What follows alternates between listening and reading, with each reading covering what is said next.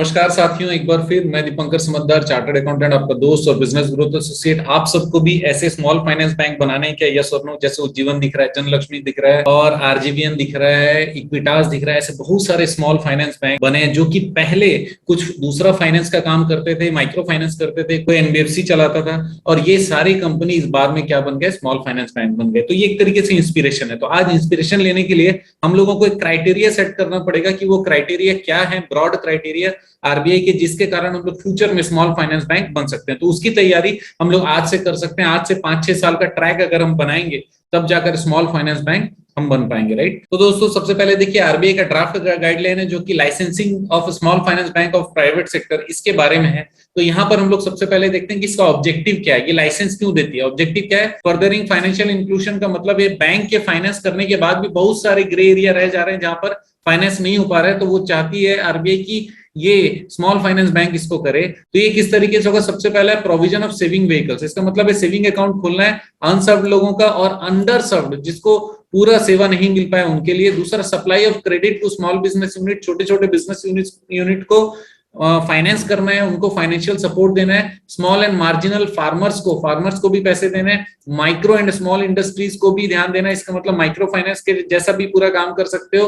Unorganised sector entities जो रहती, जो ऑर्गेनाइज्ड नहीं है, उनको भी आपको सपोर्ट करना है। और high technology low cost operations करना है। इतनी चीज हम लोग को याद रखना है, राइट? तो ये है हमारा पर्पस, ऑब्जेक्टिव, जिसके कारण आरबीआई आपको लाइसेंस देने वाला है। एलिजिबिलिटी क्राइटेरिया क्या है? कोई भी सिटीजन जिसको 10 साल या उससे ज्यादा का एक्सपीरियंस होगा बैंकिंग और फाइनेंस के सेक्टर में सीनियर लेवल पे, और कंपनीज या सोसाइटी में प्राइवेट सेक्टर में अगर वो काम कर रहा है और उनका ट्रैक रिकॉर्ड कम से कम 5 साल का है, तो फिर वो एलिजिबल है प्रोमोटर्स बनने के स्मॉल फाइनेंस बैंक के। Existing NBFC, micro finance company और लोकल एरिया बैंक्स जो प्राइवेट सेक्टर में है, उनके डायरेक्टर्स को भी यहाँ पर प्रोमोटर बनने का पूरा चांस मिलने वाला है, क्योंकि वो ऑलरेडी काम कर रहे हैं। दूसरा इंपॉर्टेंट चीज है फिट एंड प्रॉपर क्राइटेरिया, जो आरबीआई का है, ये फॉलो करना पड़ेगा। जो भी प्रोमोटर्स आते हैं वो कहीं से डिफॉल्टर नहीं होना चाहिए, उनका कोई सिविल की गड़बड़ी नहीं रहनी चाहिए, उनका फाइनेंशियल किसी तरीके से धोखाधड़ी नहीं रहना चाहिए, कहीं पर भी कोई दाग ना हो जिसके कारण हम लोग उन पे ट्रस्ट ना कर पाए। तो इसको फॉर्मली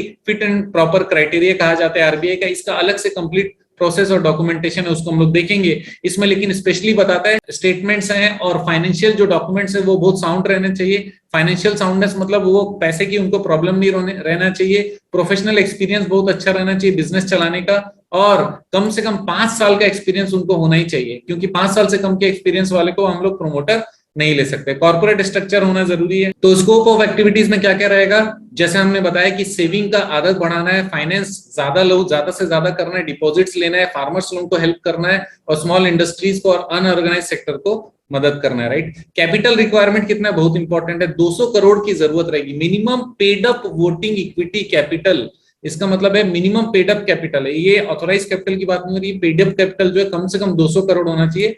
मेरा ये कहना है कि 1 करोड़ एक्स्ट्रा मान लो, 201 करोड़ रुपए, क्योंकि जितने भी खर्चे होंगे फॉर्मेशन के वो सारे माइनस होने के बाद जो बचेगा वही हमारे काम का रहेगा, राइट? प्रमोटर्स का कंट्रीब्यूशन कम से कम 40% होना चाहिए, और ये 5 साल तक के लिए लॉक इन रहेगा। और ये जो 40% शुरुआत में है, धीरे धीरे कम किया जा सकता है। 5 साल, 10 साल, 15 साल में ये 40% को 30% और 15% तक भी प्रमोटर कंट्रीब्यूशन तक नीचे ले जाया जा सकता है। और एक इंटरेस्टिंग प्रोविजन है कि जैसे ही आपका नेटवर्थ 500 करोड़ चला जाता है तो लिस्टिंग मैंडेटरी हो जाएगा। इसका मतलब स्टॉक एक्सचेंज में आपको लिस्टिंग कराना पड़ेगा with in 3 years of reaching the net worth. मतलब जैसे ही 500 करोड़ हो जाता है आपका नेटवर्थ, तो 3 साल के अंदर में आपको शेयर लिस्टिंग करानी पड़ेगी। ये बहुत अच्छी बात है, क्योंकि यहाँ पर और ज्यादा फंड आने की संभावना रहती है, बैंक बहुत अच्छे से चल पाएगा।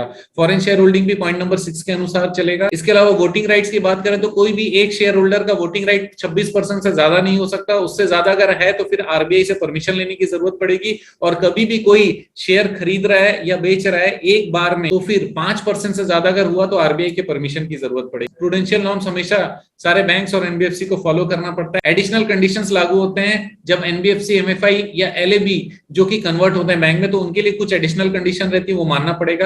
बिजनेस प्लान बहुत इंपॉर्टेंट होता है जब हम लोग आरबीआई में लाइसेंस के लिए जमा करते हैं, क्योंकि हम किस तरीके से बिजनेस करेंगे, हमारा गोल्स क्या क्या रहेगा, गोल्स को अचीव कैसे करेंगे, इसका 100% डिटेल्ड जो प्रोजेक्ट रिपोर्ट रहता है वो बिजनेस प्लान जाता है, कहां पर, आरबीआई में अप्रूवल के लिए। कॉर्पोरेट गवर्नेंस की बात करें तो board of small finance bank should have majority of independent directors, मतलब ज्यादा से ज्यादा इंडिपेंडेंट डायरेक्टर रहेंगे, और बैंक हमेशा कॉर्पोरेट गवर्नेंस गाइडलाइंस जो रहेगा और फिट एंड प्रॉपर क्राइटेरिया जो डायरेक्टर्स का, इसको हमेशा फॉलो करेगा आरबीआई का। कहीं भी कोई डायरेक्टर अगर फिट नहीं रहा तो उसको चेंज करने की जरूरत पड़ेगी। तो दोस्तों ये ब्रॉड प्रोविजंस थे स्मॉल फाइनेंस बैंक बनाने के, जो आप लोगों को अगर थोड़ा सा भी हल्का सा पता है तो आप उस तरीके से तैयारी करके रख सकते हो। और ये अगर नोटिफिकेशन आपको चाहिए तो कमेंट में वी नीड नोटिफिकेशन या यस लिख देंगे, तो मैं नोटिफिकेशन आप लोगों को जरूर दे दूंगा, क्योंकि आप जानते हैं मेरा मिशन हमेशा आप लोगों की मदद करना और समय पर सारी जानकारी देना। तो बने रहिएगा मेरे साथ, वीडियो को शेयर करिएगा। आपका दिन जबरदस्त हो, शुभ हो।